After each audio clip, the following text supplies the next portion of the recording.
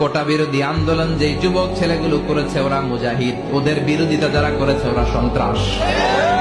নিরাপদ সড়ক চাই আন্দোলন যে ছেলেগুলো করেছে এক একটা মুজাহিদের বাচ্চা, ওদের বিরোধিতা যারা করেছে এক একটা কুখ্যাত সন্ত্রাস।